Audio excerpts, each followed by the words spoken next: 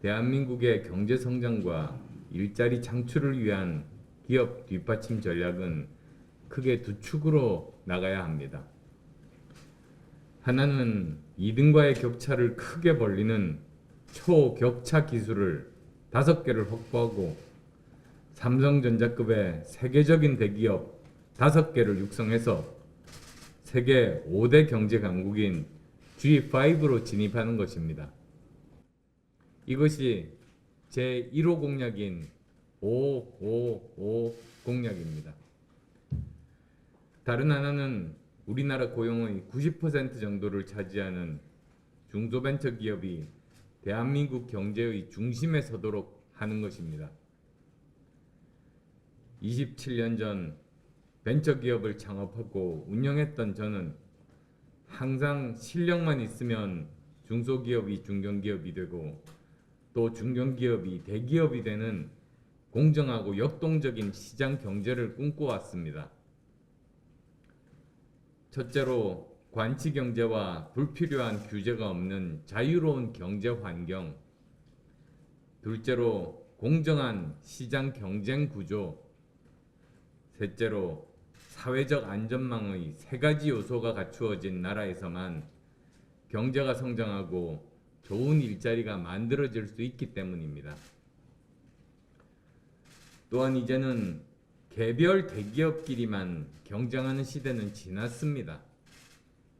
지금은 전 세계적으로 한 대기업을 둘러싸고 함께 상생하는 많은 실력 있는 중소벤처기업 연합군들을 얼마나 많이 확보하느냐의 경쟁으로 바뀌었습니다.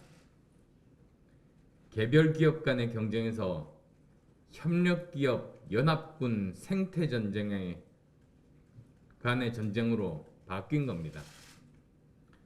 따라서 중소벤처기업의 건강한 성장과 공정한 시장 경쟁 구조를 유지하는 것은 국가 경제를 위한 매우 중요한 정책 과제가 되었습니다. 먼저 정책 목표부터 말씀드리겠습니다.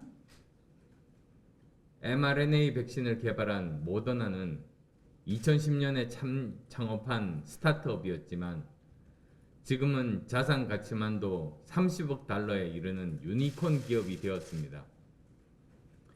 유니콘 기업이란 기업 가치가 10억 달러, 한화로 1조 2천억 원에 이르는 스타트업을 말합니다.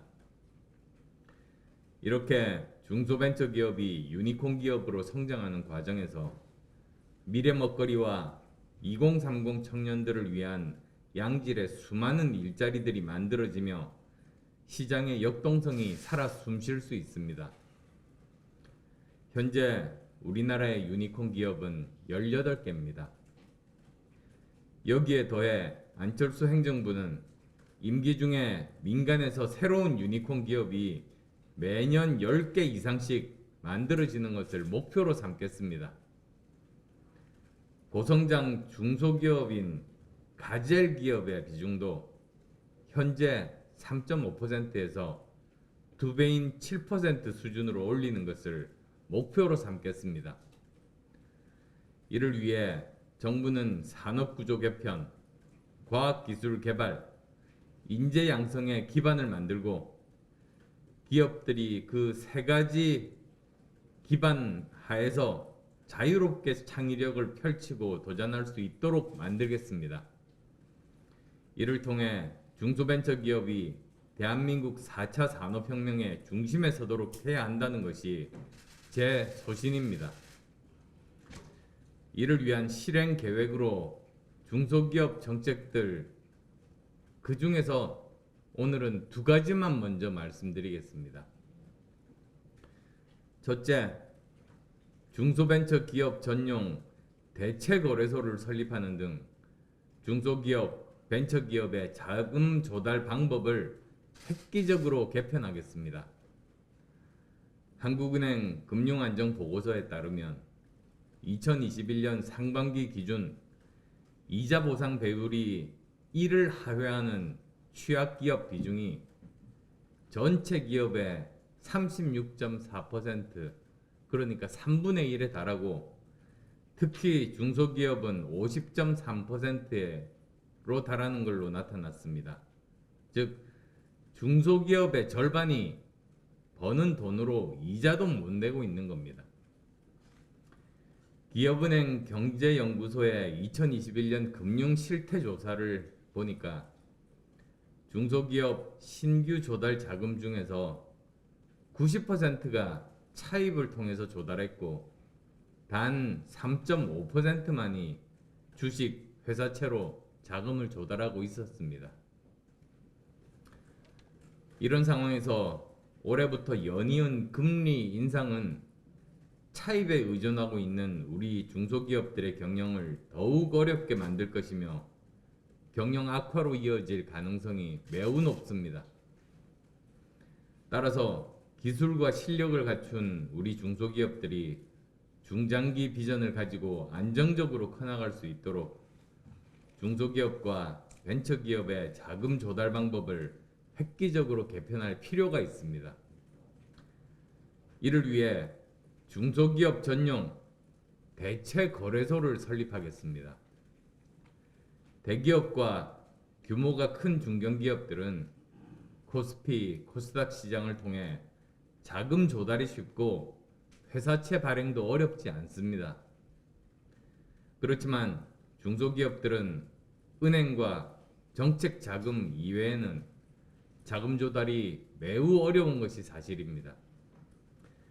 때문에 우리 중소기업들은 그 밖에도 자신들의 매출 채권, 기술, 지적재산권 등의 자산을 활용해서 자금을 조달할 수 있는 플랫폼이 필요합니다.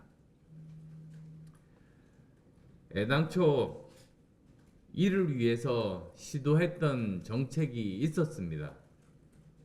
즉 중소기업의 인큐베이팅과 자금 조달 역할을 수행하기 위해서 코스피, 코스닥 아래에 코넥스 시장을 만들어서 코스피, 코스닥, 코넥스로 이어지는 3층 구조를 만든 게 그 시도였습니다.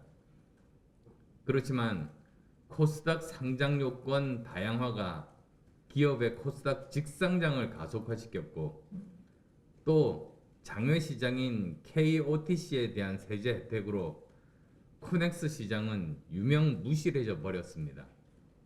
결국 2021년 10월 기준으로 보니까 힘들게 만든 코넥스 신규 상장 기업은 4곳에 불과했습니다. 저는 성공한 대체 거래소로 평가받는 영국의 AIM과 같이 초기 단계 기업들에게 자금 조달 기회를 주는 새로운 시장을 만들겠습니다. 영국의 AIM, 그러니까 Alternative Investment Market의 특징은 간단합니다. 먼저 상장 절차가 간단하며 특별히 제한이 없습니다. 최소의 기업 크기, 주주의 수, 과거 거래 내역이 필요 없습니다. 파격적인 세제 혜택이 있습니다. AIM 주식을 보유하면 상속세를 40% 감면해 주기 때문에 나스닥 시장, 런던 거래소에서 오는 이전 상장도 빈번합니다. 기본적으로 작은 규모의 성장 가능성 있는 기업을 위한 시장으로 계획되어 모든 규정이 아주 유연하게 정해져 있습니다. 즉, 지배구조와 투명성만 확실하다면 어떤 기업이든 쉽게 상장할 수 있는 것입니다. 그래서 우리도 각종 규제로부터 자유로워 누구나 빠르고 쉽게 상장할 수 있는 한국형 AIM인 중소기업 전용 대체 거래소를 만들면 우리 강소기업들이 쉽게 자금 조달을 할 수 있는 실효적인 제도적 장치가 될 수 있을 겁니다. 새로 설립할 수도 있고 그렇지 않으면 기존의 유명무실해진 코넥스 시장을 개편해서 그렇게 만드는 것도 모두 가능할 겁니다. 또 금융기관에서 중소벤처기업 성장을 위해 매년 10조 원씩 모험 자본을 공급하도록 하고 정부가 특별 보증을 서서 이자 비용을 획기적으로 줄이는 것도 가능하겠습니다. 두 번째로 안철수 행정부는 중소기업이 중심이 되는 지역균형 성장 산업 지도를 다시 그리겠습니다. 50년 된 노후 산업단지의 인프라를 활용한 전면적인 재구조화를 통해 노후 지방 산업단지를 재생시키고 부활시키겠습니다. 군산, 목포, 여수, 진주, 남해, 창원, 부산, 울산, 포항, 동해를 잇는 지역균형성장 U벨트를 구축해서 한국 제조업 U벨트 전략을 추진하겠습니다. 그러니까 서해로 시작해서 남해를 거쳐 동해까지 가는 그러한 U벨트를 상상을 해보시면 됩니다. 1200여 개의 산업단지를 5개의 광역산업단지로 통합관리하고 낙후된 중소자영업 생산설비를 현대화시키겠습니다. 기능을 거의 상실한 산업단지는 지정을 해제해서 주거, 교육, 연구, 문화, 창업, 앵커기업 등이 결합된 융합경제 혁신지구로 재탄생시킬 것입니다. 지역 간 이동성을 높이는 도로와 철도 건설뿐만 아니라 산업 간 융합, 신산업 접목, M&A 활성화 등 산업구조 고도화가 진행될 수 있도록 전폭적으로 지원하겠습니다.